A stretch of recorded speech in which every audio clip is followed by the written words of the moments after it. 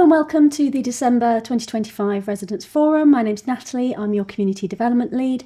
Today I'm going to go through a community update, then we've got Kit and Charlie who are going to go through the new Alconbury Weald park that's about to come through at Garland Park, and then I'm going to go through a development update. It was lovely to see so many people in November coming to the Remembrance Sunday parade. Really lovely, poignant event, grows every year. Lots and lots of people there, and it was a really lovely community event. And thank you so much for so many people coming down. The Christmas market was a very wet and lovely affair. Thank you very much for everyone who came down. Santa was a massive hit and he will be returning. The children singing for the Ermine Street Church Academy Choir was amazing, really lovely. And thank you so much for everybody who turned out. The Community Association organised the Christmas market. They're also organising the Advent Window Trail this month. Windows will be popping up all over the Weald, so have a look round, see what's going on. The Community Association is a great way to get involved in your community, find out what's going on and having real influence on what happens around and about. Their meetings are normally the first Wednesday of every month. So the Community Garden have now got set up a new group. They had their first meeting back on the 6th of December, and they'll be getting together every few months to find out, make plans about what's going to happen over in the community garden. If you do want to get involved, just let me know and I can put you in touch with all the people. Our first event of 2026 will be the Wellbeing Day. Lots of things for lots of different people. We're trying to change it up a little bit this year. 10 a.m. you can join the football team for a £5 bacon sandwich, or a vegan alternative of course, and go and that'll be at the Watch office. If you want to get to know the football team or get involved, see what's happening, that definitely go down there. At 10 a.m. also we've got Hot Shots Tennis, so we'll have smaller ones at 10 and then adults and teens at 10:30. At 11 o'clock there's a back pain workshop. You do need to book in advance for those ones. Put your name down.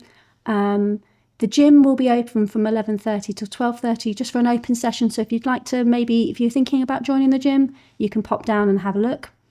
Tai Chi is at 12:30, and then at 1:30 we're going to meet down at Swinford Park and do a bit of bird spotting it is the same weekend as the RSPB Big Garden Birdwatch. It's almost like it's a plan. Come down, we'll go and we've got a few people who'll be doing some spotting with us, see what we can find. And then we'll walk up as far as the pavilion where we're going to be having a craft session. If you just want to come to the craft session, then you're absolutely welcome just to go there rather than the walk as well. But be great to see as many people as possible. So Smart Journey is giving a Live for Christmas campaign. Any members that add a journey and sends a request to share during the campaign will enter into a raffle automatically.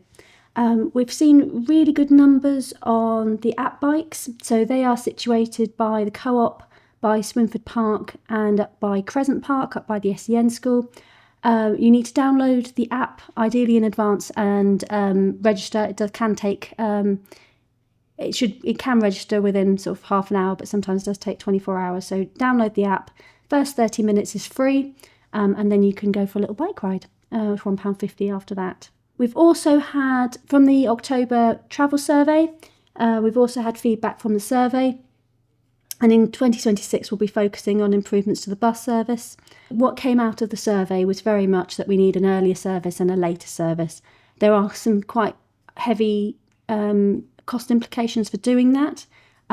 So I'm going to work through with the bus company, make sure, see if how we can work that into the programme. Once a new timetable has been agreed, it does then take 5 months.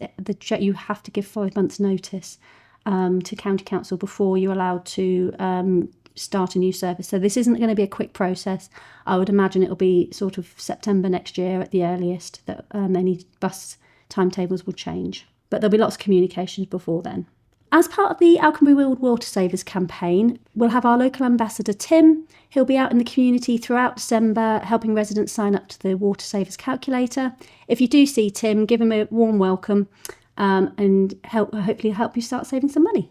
So we have lots of activities that happen every week on site. So if there's anything that you're interested in that's not on this list, then do get in touch with me and I'll see what else I can then put on for you. I am extremely pleased to say that the change of use for Swinford stores has gone through, and the Swinford Coffee House is coming soon. So watch this space. I expect they'll start doing the refurbs early next year. So I imagine a spring opening for that. Lots of ways to stay up to date. We've got the newsletter, Make News. New one will be coming through your doors in January. The Warbler, December, it was a December-January edition, so you won't see a new one of those till February. But there's always we can get in touch with via our website. And the Alconbury Weald living page, that is run by residents, so not by Urban and Civic. So very much somewhere you can go and get more information. So now I'm going to hand over to Kit and Charlie, who are from Timberplay, who are going to run through the Garland Park proposals. Hello there, my name is Kit from Timberplay, and in this presentation, I'm going to talk to you about the play proposals that are coming in the final phase of Garland Park. Before I begin, I want to say thank you for taking the time to stop by and hear our proposals. We've been looking forward to telling you all about the play designs we've been working on and hearing your thoughts through the online consultation page, which is open now and runs until January 5th, 2026. Starting with a little bit about who we are and what we do. As mentioned, my name is Kit. I'm the landscape architect at Timberplay who created these proposals alongside my colleague Charlie. In my work, I have a particular interest in natural play with a focus on accessibility and inclusion within play settings. Timberplay started in 2000 with the Princess Diana Memorial Playground at Kensington Gardens in London. This project has become a world-renowned precedent for outstanding play and has entertained millions of visitors since. Timberplay are the partners of Richter Spielgerater, a third-generation family-owned business based in Frasdorf, Bavaria, where all of our play equipment is handmade in the workshop. All our products are handcrafted to order using sustainably managed mountain larch, which is renowned for its natural resistance to the elements, meaning we do not need to use harsh chemicals to protect the timbers.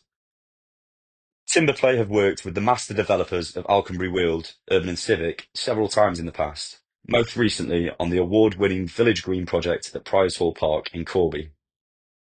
With those introductions done, let's get into the play proposals. As soon as we saw the plans, it was clear from looking at the long and narrow character of the park that the proximity of play equipment to residences would be a key factor in informing our strategy for play. We considered sightlines and offsets from homes to create a journey of play throughout the park, with equipment and playful landscaping split across 10 stations. The RAF history of Alconbury Weald was the key thematic inspiration, with play equipment chosen to reference and reflect this heritage. Because Garland Park already has a large climbing structure serving the older children and teenagers, many of the play opportunities here are angled towards younger years play to ensure everyone has fun in Garland Park. We have sought to maximise the number of accessible and inclusive play experiences so nobody has to be left out, and have balanced all of this against the need to maintain privacy and limit noise disturbance to adjacent properties. This is done by considering the proposed landscaping, planting and trees to buffer homes as much as possible while still delivering on play value. Of the 10 stations, there are several which we have requested your input on the final decision, starting with station number 1 at the northern end of the play route. Here we have a choice between pairs game and tic-tac-toe. Pairs game is a symbol matching game which encourages cognitive development. Tic-tac-toe, or as I would call it, noughts and crosses, is a classic strategy game to be enjoyed by 2 players. Both are low energy play, being located in an open view, and both are accessible, inclusive pieces with low barriers to entry. At station 2, we have the wheelchair seesaw, acting like the runway in the theme. This accessible piece rocks up and down much like a traditional seesaw and can be enjoyed by wheelchair and non-wheelchair users alike. Moving along down to station 3, we have a landscaped seating area which acts as the hangar for the little flyer aeroplane in the middle. The stepped timber sleepers set into the mound also offer informal play value to youngsters who may wish to climb the steps or roll down the hill. Research also suggests that sectioning off smaller areas of open spaces like this can play a key role in making public parks more attractive and inclusive to groups of girls who have traditionally been marginalised in such spaces. At station number 4, we have another choice to be made. Here, positioned beside a proposed picnic bench, is the option for the Little Speedster, which is a small Jeep-style vehicle set upon springs which rocks around, or 2 mini motorbikes which offer a similar rocking motion. Moving towards the more open central area, we have a cluster of play around stations 5 through 8. Starting at 5, we wanted to provide a space which allowed for more quiet and contemplative play moments. So nestled into a corner filled with planting, we've added the toddler's table and stools, with a larger backed stool to act as the storytelling chair. As this station is positioned near to the edge of the site and quite close to adjacent homes, we felt it important to keep the energy value down so that people aren't being disturbed in their own homes. The same is true for all of the stations which are nearer to the edges of the park. Station 6 is the furthest part of the park away from adjacent homes, so this is where the highest energy play is proposed. We've included our triple swing, which has a toddler swing seat, a normal swing seat, and a nest swing seat. And opposite this is the step bench, which is a multi-generational inclusive piece which allows users to build their strength and reduce frailty, in addition to providing a comfortable place to sit and watch the play on the swings. At station 7, we need your input again to choose the preferred option. The choice is between a set of 3 jumping discs, images of which you can see now, or a seesaw, which is another classic bit of playground kit. The seesaw is equipped with a shock absorber in case you are worried about the sound of it slumping down when people have finished playing. At station 8, we have the choice between the rope nest, the climbing stack, or the climbing pyramid. Each offers some level of climbing and space for friends to meet and hang out, with the rope nest leaning more towards the latter and the climbing stack the former, with the rope-equipped climbing pyramid somewhere in between the two. Moving into the last couple now, we have Station 9, which has another great accessible piece, the small wheelchair carousel. As the name suggests, this is a carousel which wheelchair users can also enjoy. Thematically, this acts as the target for the jet plane, which itself, I feel, is a really cool and interesting bit of kit in its own right. Finally, at the southern end of the site, we have Station 10 with the hook combination, which has a ramp, low platform, and slide acting as the RAF control tower. Beside this is the rocker, which appears as the radar antenna. This is similar to a jumping disc, but has a central post to hold onto, making it accessible to smaller children and those who prefer to hang on to something. That concludes the proposals for the final phase of Garland Park. Don't forget to vote on which pieces you would prefer at stations 1, 4, 7 and 8. Voting is open now and runs until January the 5th, 2026.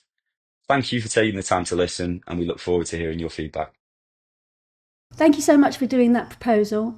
We should see work starting in about April. It will start with taking up the concrete and then soiling, so it will be done in sections. And then we'll see paths going through, landscaping probably over the winter, with an idea of it opening in spring 2027. We're going to go through now to do a development update. So we can see here the full outline of Alconbury Weald, as it will be. We've got some exciting new house builders that are about to join us. So Taylor Wimpey are kicking off phase 3 with 272 homes. Joining them next door will be another Alconbury Weald newbie, Denbury Homes, with an additional 178 homes. These parcels are directly next to each other on either side of the old runway. Then we've also got down in phase 2, down the bottom, we've got Barrett Redrow are in the process of preparing a planning application on the first 2 parcels at Grange Farm. About 535 new homes will be down there. So we've got here our key phase 1 plan. If anybody ever does need a map of this, the show homes do have some, and I've got some as well. So if you ever want to have a look at this, we've got them there, all our parks, our show homes, and all our other amenities that we have here. So following the consultation on the Sports Hub earlier in the summer, we've been working on plans for what the pitches will look like, and I've got here, so the things that came out of the consultation were very much tennis and paddle along with football, so they have been incorporated into the plan, as has netball. This is an indicative layout of what the new sports pitches will look like. This is not final, so this is subject to change over the next couple of months, but we'll hopefully start going to planning fairly soon on this. Lots of work's been happening following that consultation earlier in the summer to make sure that we get the right sports and the right layout for this. As you can see, there is lots and lots of car parking. One of the things we found when we were doing a lot of our research for this is not having enough parking is a big limiter to how much football you can have in an area. So we have really taken that on board and brought that forward. We're also redesigning the pavilion that will be down here, and that's all going through at the moment. So as soon as I've got some designs, I'll be able to share them with you in the new year. The new southern axis is now complete. It won't open until we have first residents in about 2027. The lights themselves aren't actually working as yet. They don't have power as yet. So all of that will stay as it is for the foreseeable future. As soon as we have more information, we'll let you know. And it will link up to the boulevard over the next sort of 2 years. So I'm going to show you a little video that we've put together. It starts at the A141 and takes us up to the end of the runway, the bottom of the runway. The middle section isn't built yet, so this is as far as the road goes. If you watch the little red icon in the corner, it does show you where on the road you are. So work is progressing at pace on the secondary school, bang on target for opening, for being completed early 2027, with it being handed over to the school for September 27 opening. The new healthcare facility is still moving forward, and hopefully we'll have some more information on that in the new year. As anybody who's been down to the co-op will know, that the third building, the preparatory work has been done, and then the actual build will start Q1 2026, so the beginning of next year. And then what the shops are going to be will be released over the next 6 to 12 months. So this is something we went through last time back in September, but the Newton Road update. So there is a whole road has been completed for BDW to get through to their parcel. The blue lines in there are the ponds, so they're all being built, and where the runway once was. So we're going to have a new Ermine Street cycleway, funded by UNC and Active Travel England, and it's been being delivered by Cambridgeshire County Council. Construction procurement is in progress at the moment. They'll be mobilising over the spring time, and then we're expecting construction to start around April time. These are all estimates at the moment. We haven't had full, we won't know exactly until the new year what the progress of that and how it will impact on us. But as soon as we have more information, please keep an eye on your warblers, and we'll be putting out extra communications through there. Thank you ever so much for listening, and I hope you have a fabulous Christmas and a very happy New Year.